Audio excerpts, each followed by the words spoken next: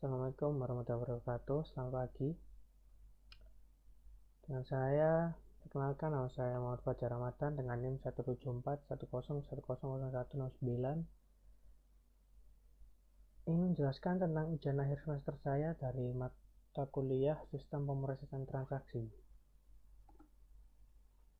Kali ini saya akan menjelaskan tentang MYOB Accounting. MYOB Accounting sendiri kepanjangan dari Minding Your Own Business Accounting. Program komputer ini dibuat oleh salah satu perusahaan di Australia. Program ini telah digunakan dan dikembangkan di beberapa negara. MYOB Accounting merupakan salah satu program komputer akuntansi berbasis Windows yang mampu menyediakan informasi akuntansi yang tepat digunakan oleh perusahaan baik kecil maupun menengah. Adapun beberapa manfaat dari MYOB Accounting yaitu yang pertama, memahami lebih dalam bisnis yang digeluti. Kemudian ada manfaat yang kedua, memangkas waktu dalam mengelola dan menjalankan pembukuan.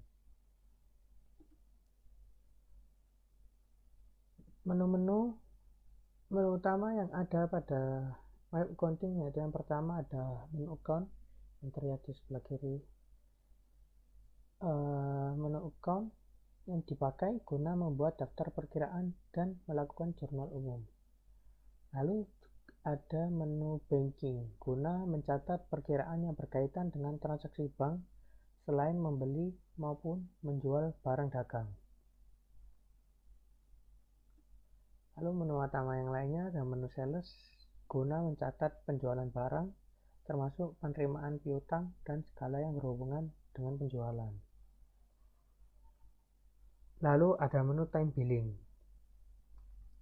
yang digunakan untuk mencatat dan mengatur waktu yang diatur secara otomatis untuk pembayaran bank, untuk pembayaran baik untuk klien maupun kegiatan yang berhubungan dengan waktu. Lalu ada menu purchase guna mencatat pembelian barang termasuk pembayaran hutang dan lain sebagainya yang berhubungan dengan pembelian barang tersebut. Lalu ada menu payroll guna mencatat dan mengatur siklus perhitungan dan pembayaran gaji karyawan. Lalu yang ketujuh ada menu inventory yang digunakan mencatat persediaan barang dagang khususnya perusahaan dagang. Yang terakhir ada menu card file yang digunakan untuk mencatat dan mengatur secara permanen data-data pelanggan, pemasok, pegawai, dan relasi dengan pihak lain. Lalu ada aktiva tetap. Apa itu aktiva tetap? Aktiva tetap adalah salah satu kekayaan perusahaan yang mesti diperhatikan. Aktiva tetap adalah kekayaan perusahaan yang memiliki wujud, mempunyai manfaat ekonomi yang lebih dari setahun, dan digunakan bukan untuk dijual kembali, namun digunakan untuk kegiatan perusahaan. Umumnya, pengelolaan aktiva tetap digunakan untuk bertujuan dalam rangka meningkatkan pengawasan aktiva tetap dan revaluasi aktiva tetap yang disesuaikan dengan nilai wajar yang berbasis pada nilai pasar.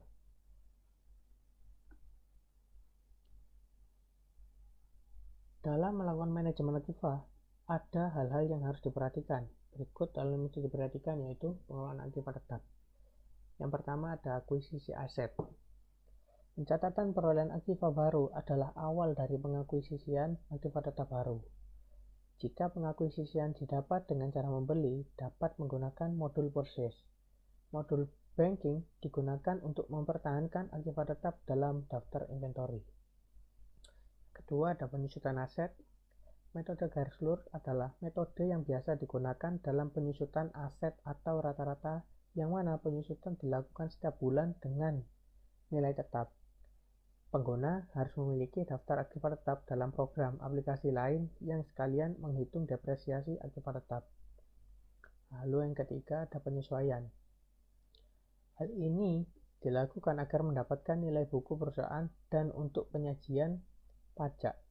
Semua transaksi penyesuaian pengelolaan aktiva tetap di MYOB bisa dilakukan dalam modul record journal materi. dengan memilih akun yang sesuai antara posisi transaksi debit dan kredit sebelumnya melakukan penghitungan penyesuaian dalam berkas lain, seperti berkas Excel.